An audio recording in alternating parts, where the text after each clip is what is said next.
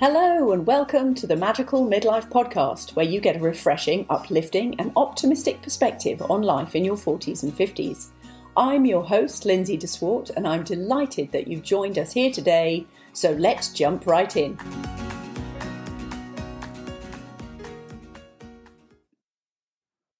Good morning, good morning. It is Lindsay here. How are you doing today? So today I'm delighted to welcome, I'm going to say an old friend actually, because today we have Stephanie O'Day with us. And the first time I met Stephanie was because I interviewed her about 5 years ago, I think we established. So Stephanie is the author of, I think, 10 books. And she has a very interesting lifestyle business, which she has built over many years now. And I'm going to leave you, actually, Stephanie, to tell more about it, because I know it's morphing as we speak. So welcome, Stephanie. So the business and my midsection are morphing as we speak. So my favorite thing about talking and chatting with Lindsay and the nature of this particular podcast is it's about midlife and metamorphosis and all of the things, because I am definitely in the middle of what feels like a metamorphosis and a transformation, as is the world because of COVID. So thank you for inviting me, Lindsay. And you're right. I was going through past emails and journal entries, and I think we chatted in 2016. Yeah. And we were talking about my business at the time. And I am known online or was as the crockpot lady. And that's because in 2008, I made a New Year's resolution to use my crockpot slow cooker every day for a year and write about it online. And it took off, and I was fortunate to have media attention and cookbooks come out and all of these things. And it was wonderful. And it was not what I had planned. And because I'm a little type A, the fact that it wasn't planned and not what I thought I would do when I grew up, it kind of threw me for a spin. And I felt a little out of control and kind of frantic and frenzied. And so you and I spoke in 2016.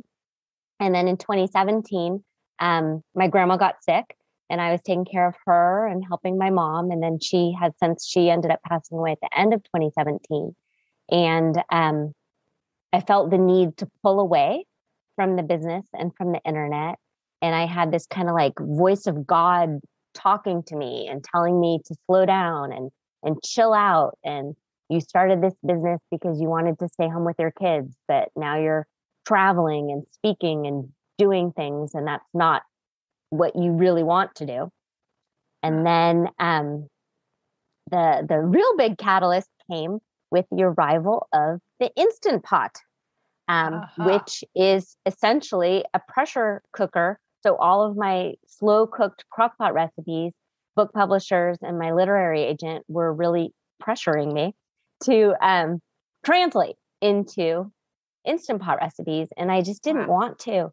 And again, this sort of like from above voice is like, just because you can do something fast, it doesn't mean you should. And so since then, I've shifted my entire mindset, refocused on what is important to me, and that's my family, and slowing down and being mindful. And so now I coach and speak and teach about slow living.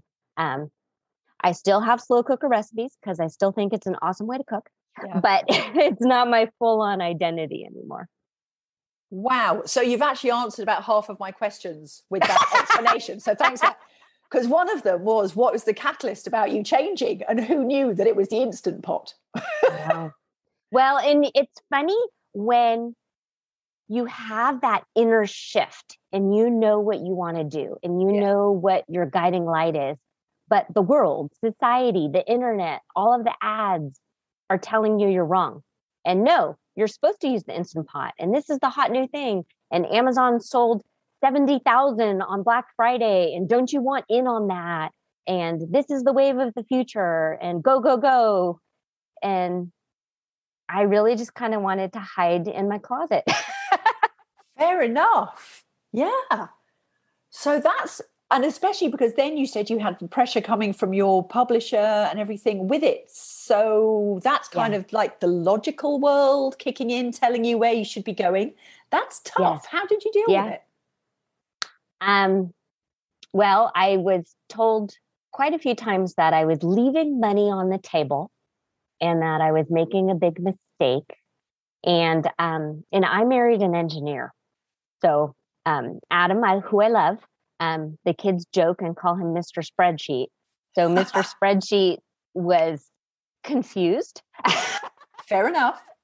As to why I wasn't interested in reaching out for the low-hanging fruit and why I wanted to sort of do this kind of major upheaval of what I was writing and teaching about. But there was more to me than getting dinner on the table.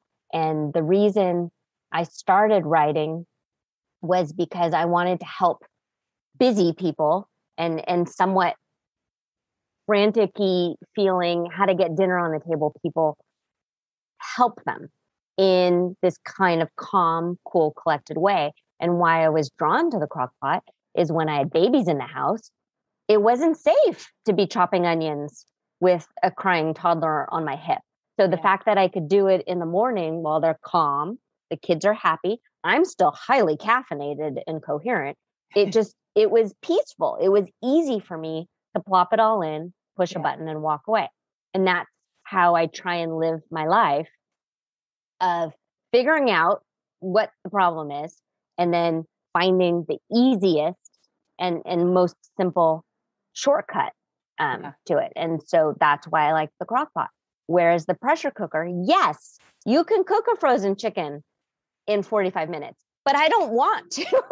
Yeah, seriously. I want to plan ahead. I want to have thawed the chicken the night before and that kind of thing. And that's okay. And I think it's a really healthy way of being, of tapping into, yes, I could do that, but it just doesn't feel right to do that. Yeah. So to follow that inner guidance. And would you say that inner guidance has become stronger as you got older? Yes, because I'm not scared to disappoint other people. And I'm realizing more and more, I would rather disappoint the naysayers on the internet and Mr. Spreadsheet, who I love. We've been married 22 years and he's wonderful. But I would rather do what feels correct and authentic to me than wake up feeling like I was a phony or just doing something for the money. So it's tricky because our society runs on money, and I wish it didn't, but it's the fact. And now that I've moved through that and done the kind of mindset work on myself that I needed to, I can see that I was right all along. But when you're in the middle of this kind of like quicksandy feeling, it's very uncomfortable to trust your inner gut and your intuition and move through it. And so I do think that is a lovely part of growing older, is you have enough life experiences stacked up to give you evidence that you're not stupid.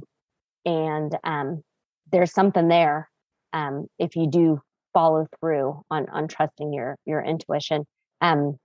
Wayne Dyer used to always say, "Don't die with your music still in you." Yeah. And this is it for me. Is I like helping people. I like teaching what I'm teaching and this kind of slow down principles. And I tell my coaching clients, I said, if we're lucky, life is long. So stop rushing. Like, let's just enjoy this. And it's so cliche, but go outside and literally smell the roses and literally hear the birds tweet, because there is no reason for you to be rushing around in this kind of chicken with your head cut off way. You are not behind. There is time. Yes, you can take the art class. Yes, you can do these things. It's funny because the things that we so often put on the back burner are the things actually that would make the difference in our quality of life. Yeah. But because they maybe don't have a dollar return value to them, or because perhaps nobody else benefits directly, we for some reason think they're not important.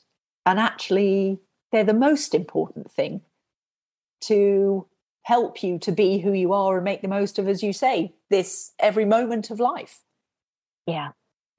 I really like, right now I've been writing a lot, and I used to have this thought of getting it over and done with and pushing it off. And I'm realizing it's the work that's fun, and the work that's the journey. And once it's done, I actually have this void. So enjoy the journey and enjoy the work, because the work is where the life is. You don't want to look back and wish you had enjoyed it more. I think especially you can use raising children as a metaphor. You're in the newborn stage and you can't wait till the toddler stage. And when you're in the toddler stage, you can't wait till the preschool stage, or you can't wait until they go off to school and then all of a sudden it's over. Yeah, seriously. and what does that mean? You're going to spend the rest of your life wishing or looking at old pictures and reminiscing, but really what's happening right in the here and now is what to pay attention to. And it's ironic, I know, because you and I met through social media, but if you could put the frickin' phone down and live and pay attention and smell the smells. Yeah. And the thing is, both of us have started our businesses and still have built businesses based on the fact that we wanted to be around for our children. Yeah. So we made a very conscious choice. I mean, now one of mine's at university, one of mine's now in England, just gone to England. So I'm dealing with only having one really left at home. Yeah. And of course, surrounded by people who are saying, oh, when the kids get back to school. And I'm just like, don't wish it away. No, don't wish it away. And what's interesting is the business that I've built, I really only quote unquote work about 2 hours a day. Yeah. And everything else, I plan my day according. I go on multiple dog walks a day. I can take a nap. I do the laundry. And it sounds so silly, but I have created this business where I live my life and run the business versus finding it. The business is running the life. I tried that and I didn't like it. I didn't like it at all. So. No, absolutely. And I know some people say, oh, well, it's all right for you. You've got your own business. But it's not like it doesn't take work. Right. I mean, I walk, and while I'm walking, I'm writing in my brain and things like that. So while it doesn't look like you're working in other ways, or I'm trying to brainstorm a client issue and figure out how to best help and serve her later.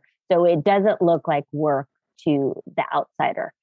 But there's stuff happening, but I feel calm and I feel at peace, and I know that there's plenty of time to get it all done, and that is what I would hope for people to understand. Yeah, that absolutely. You are not behind. You are not behind. Yeah, I like that. You're not behind. Yeah, it's so true. So have there been any, because obviously it's very easy, as you say, to have the naysayers and to have Mr. Spreadsheet and to have other people saying, why aren't you doing it this way? Is there anybody who's been in your corner and has really helped you through this? Yeah. So Mr. Spreadsheet, Adam, is my biggest cheerleader also. Cool. And I have 3 daughters, and it's really lovely to speak to them about mindset work and thinking, well, okay, so you're having these thoughts and they might not be the best. So can we pick a different thought that might serve you better? And I'm watching them sort of do their own self-coaching and mindset work is really helpful. And then also creating vision boards. We've been very big on that as a family. And awesome. And I sort of joke that I manifested COVID because in 2020 on New Year's, your fault. It's my fault. It's my fault. I created this lovely vision board on New Year's Eve at a coastal beach hotel. And it was just lovely. And so in huge letters, I had written flow and family and togetherness. And that's what you got. And it all came true. And then the funny thing is my youngest was 10 at the time, and her vision board was covered with puppies. And I said, no, we are not getting a dog. It's not going to happen. And then all of a sudden, we totally got a dog. We got Sheldon. Sheldon is a basset hound, so he is the epitome of a slow dog. Cute though. Yeah, he's a good little boy. He's a good boy. Fantastic. Yeah. Now, just wind back a little bit. How was it 2008 that you started your blogging? Yes. And that was a New Year's resolution. And the funny thing is the reason I chose to do it as a New Year's resolution is I wanted an end.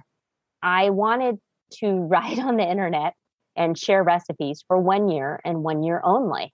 And it got away from me. And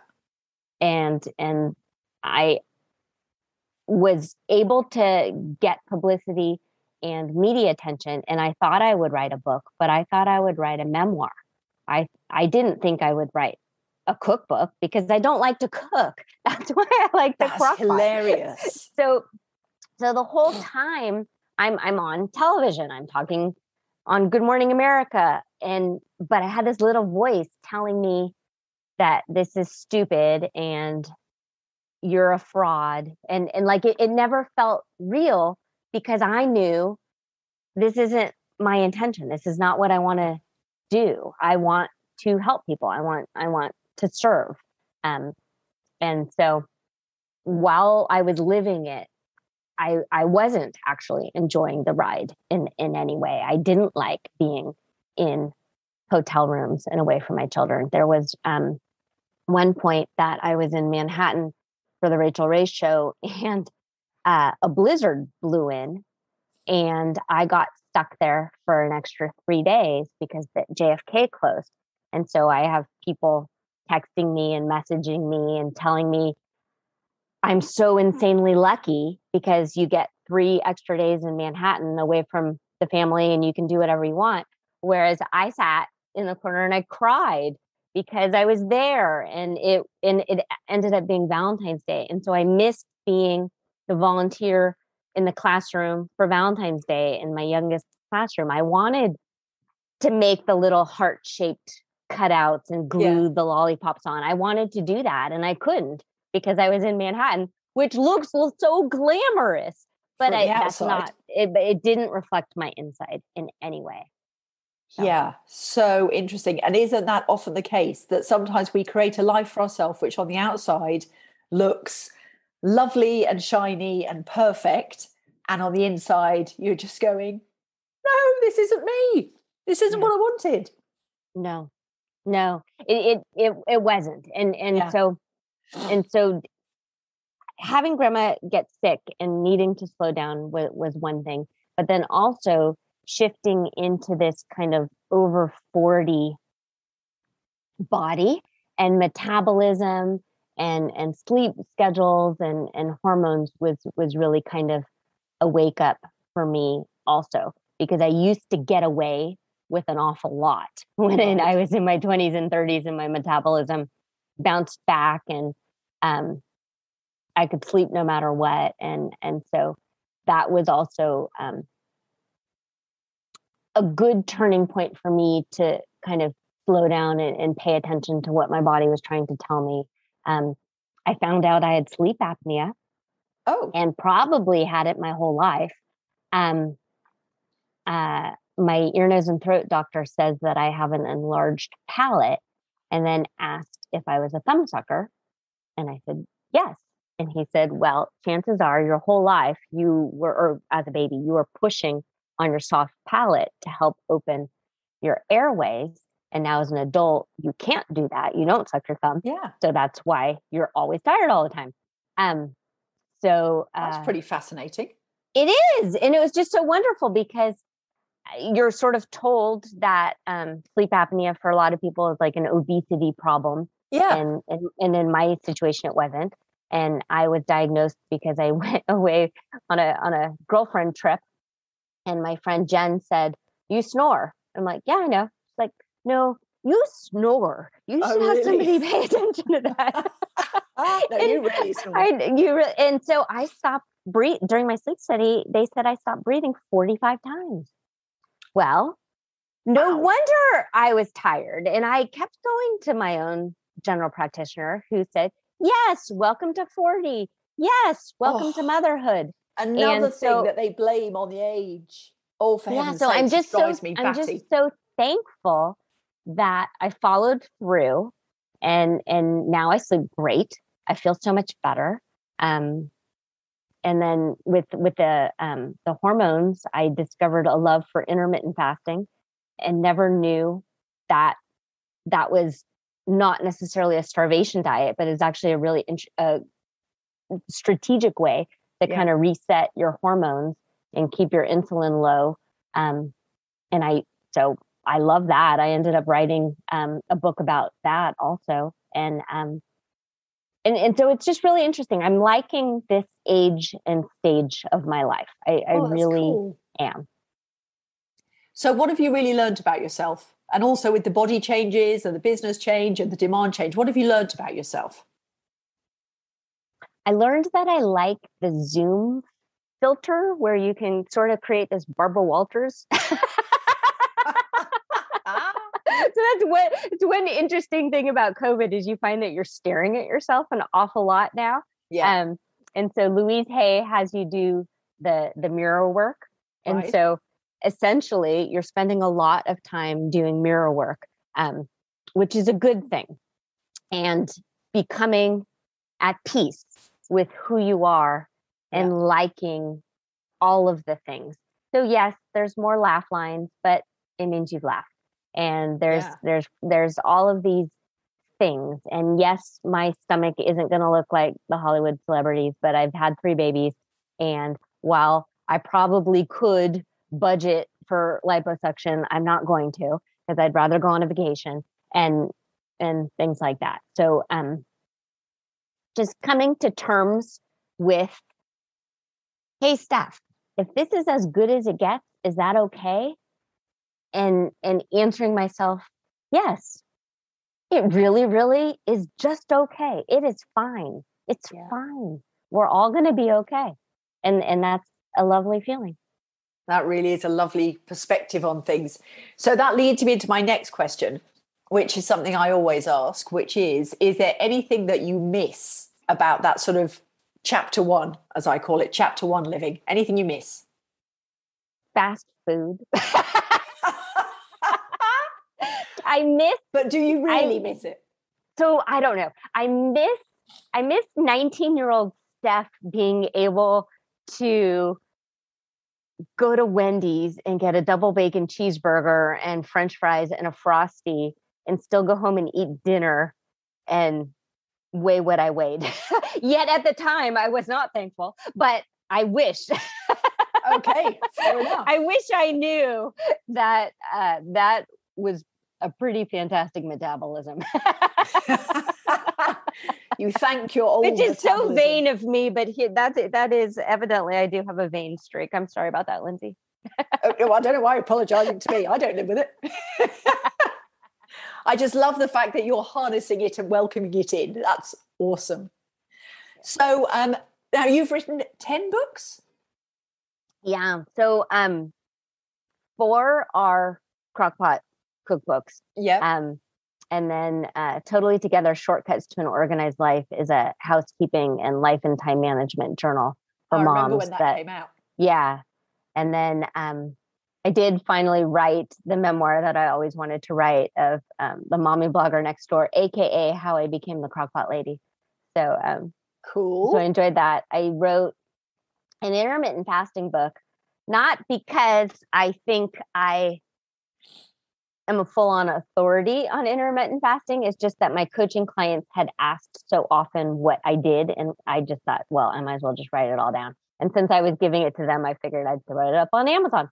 Awesome. So that is 2, 4, 6, eat. And then what else did I write? I wrote how to live slowly. And I don't know, is that 10? I think. And then there's clean less, play more. So clean less, play more is kind of a simplified version of housekeeping tips and tricks. And that I do talk about in Totally Together journal. But the coaching work that I do and the course that I have teaches the foundation of the peace pyramid. And so it came to me after reading an awful lot of self-help books and kind of diving into the deep waters of personal development. And most gurus, and I say that with air quotes, teach that the way to peace is to meditate and to journal and to become one with nature. And I do agree with that. But I also find that it's very difficult for a mom or someone who's actively in the trenches to take the time to do that when there's all of this other stuff that has to get done. So the concept of the peace pyramid is your bottom layer starts with time management, your health, and your finances. So that's the bottom section. And you have to get that in check. And for many people, that's where they stay. They stay in that lower level of time management, always feeling behind, always feeling like they can't catch up, trying to get their health and their finances in check and in peace. But if you're drowning in debt, there's no way you're going to meditate your way out of debt. Absolutely. You've got to come to terms with it. And then go ahead. I was going to say, and I know you can't see it if you're listening to this, I have actually, it's so funny you saying about the peace pyramid. Oh, okay. I actually made one. Oh, well, there. And I've come up so with I can see it. Exactly the same okay. thing. See, so, and then you have hearts, because the very next level is organization and relationships. And there's 5 different relationships. There's the relationship, of course, you have with yourself, but with your spouse and your siblings and your parents and your coworkers and all of your acquaintances. You have to have those in a place where you feel good about them. Yeah. And then with the organization, especially for women, men don't have this same sort of feeling like they're behind or that they're being judged if the laundry isn't done or the house is a mess. But women really do. We feel judged. Yeah. For some reason, guilt is we feel less. Guilt. We feel less than. So the home organization is in there. And so in Clean Less, Play More, I outline all of my how I keep the house in order in a very short amount of time a day. And then you've got this solid base of your pyramid. And so you can put that top triangle on and you can feel like, okay, it's actually going to be okay. Because where maybe I don't have billions of dollars in the bank, I'm going to be okay because I know what my retirement number is. I know what I'm moving towards. I know where my health is. I understand what my cholesterol is doing and what I need to do. The house is not in full-on disarray. I can host Thanksgiving and it's not going to be the end of the world. I'm in a good place with my relationships. I call my mom once a week the way that I'm supposed to. And if I don't, and it's because I'm mad and dealing with some stuff that happened in my past, I'm going to do the inner work to heal that and move forward. And then that's when it sounds so like Disney movie-ish, but it's when you go outside and the sun is shinier and the birds are singier and you just feel like are singier. it just feels like I have got this. I am rocking at life. And that is my hope and wish and prayer for everybody to really feel like they're rocking at this life, because you do get one. And I am all for incarnation. but I don't know if I'm going to come back as a slug. So I might as well rock this human part exactly. as well as I can. Yeah, because the thing is, if you don't do it well, then you'll probably have to come back again as a human and go, oh God, not this again. So the fact, if you do come back as a slug, that probably means you've taken the human box. I was good human. We're done. I get to come back as something else next time. It's funny. I have thought about that. So I loved what you said about you do the personal work, you do the inner work so that you can go out and say, actually, I've got this. So when a global crisis comes in, pandemic or whatever, comes in and you say, no, actually, it's going to be okay. Yeah. It doesn't matter what else is going on. In the How to Live Slowly book, I share the acronym PACE, PACE, and it's peaceful acceptance of changing events. And that's what we were all, here we're still in the midst of it. Yeah. But some people have thrived and others have not. Yeah. And others are using it as an excuse to be in a bad mood all the time and fight with their spouse and have road rage and overeat and overdrink. And other people are looking at it not as an excuse, but as an opportunity to read the books they've always wanted to read and take up gardening and figure out how to paint by number or whatever it is. Make the most of the gift of time. It is a gift of time. And it's a definite shift in mindset. And I don't want to gloss over anxiety and depression and actually clinically diagnosed things where you need help from a licensed therapist or psychotherapist or doctor. And if you need prescriptions, I am not glossing over that in any way. And once you have those tools and things in place, you then are in charge of your thoughts again, and you can work on the mindset and shift and move forward. But if you're in a funk and you've got CNN playing all day long in the background, telling you how everything is horrible, it's not good for your brain. It's not good for your psyche, and it's not motivating. Why would you get out of bed if the world is ending? Yeah, seriously. Yeah, no, I mean, I haven't watched the news for many, many years because I figure that you hear the stuff that, can come into your awareness. It's really interesting because I feel the same way as you. And some people feel as if they're not, so you're Canadian, so I don't know if it would make sense, but you're not American. Okay. Brit, so, you're in Toronto. I'm an imposter Canadian. Okay. So maybe, I don't know if it translates in other countries, but do you feel unpatriotic? Do you feel like you're not a good Brit if you're not up on the news? Because people have told me that they feel un-American if they don't watch the nightly news. Oh, that's interesting. No, there is an element of people will think you're being naive and a bit stupid if you choose not to wallow in the misery of what's going on around the world. I had to come to peace with the decision that I chose not to wallow in the news because I didn't believe that A, I could do anything to help, and B, if it was only going to reduce my health and my happiness, then I was in an even weaker position to do anything to help. So quite frankly, what was the point?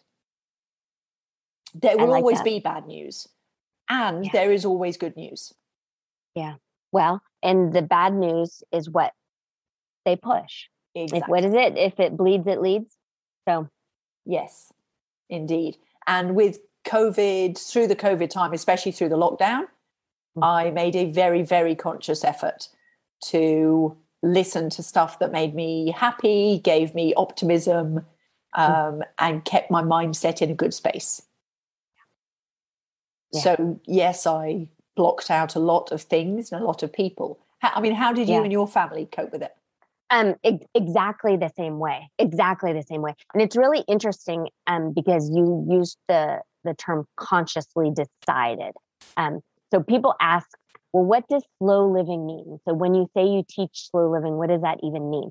So to me, it means that you're paying attention to where you are right now, and you're purposefully and consciously deciding how you're going to move throughout your day, your life, and have a vision, have an end goal in sight, sure, and then slowly move towards it, but in a very conscious way. So for you, your conscious decision and your end goal was to be a happy person. So you've made this decision that is not serving me. It is not helping me to get to where I want to go. And you are absolutely right that if there is something catastrophic happening in the world that you need to know about, you're going to find out because your neighbor's going to tell you, somebody's going to tell you. Your broadcast will be interrupted. You will find out. If there's a forest fire happening, you will know about it. But don't feel like you have to be glued to this 24/7 cycle where really what it's telling you is that you're not good enough. You need these clothes, this car, this booze, this. Debt. Yeah. Yes. Yeah. How dare you be happy and at peace with what you have now? How can we tell you that? I know. It's so true. So true. So I'm conscious of time. So what I would like to ask is, with your 10 books, obviously, where can people find you now? And I know there is some changing going on as well. So I know there's other stuff, exciting stuff brewing in the future. But if people want to find out more about you now, where can people find you, Steph? You bet. So I'm online. My URL is stephanieodea.com, and that's StephanieOdea.com. And I'm on Facebook and Instagram at the same handle at Stephanie O'Dea. But I'd love to have you. I'd love to keep in touch with you, Lindsay. Me too. Yes, I think we are both promoting a very positive way of living, and it just feels so good to tune into that. It really does. It really does. Yes. So I have one last question for you. So should I run out and buy an Instant Pot? I have one here collecting dust. I should ship it to you. I'm just not a fan. I tried. I thought, okay, this is what the universe, obviously the universe wants me to do this. I keep getting messages and I feel really bad. And that's another thing is if you like your Instant Pot, I want you to like it. I just didn't want to be forced to like something I didn't like. That's fair enough. Never used one, never owned one, so I'm not going to rush out and buy one based on that recommendation. Thank you. So thank you so much for being with us today. It's lovely to connect with you again. Really appreciate it and wish you so much success with all the new things that are coming down the line. Thank you. And if you have enjoyed this podcast, please check out Steph's website. And also please go to soulfuladventureliving.com where you will find access to the work I do, but also access to this podcast. And on Facebook, you'll find me at Lindsay de Swart, and you'll have access to this podcast and again, other broadcasts that we've done. And you'll be able to find Steph on there too. So please tune in for the next episode and I will see you next time. Thanks so much. Bye.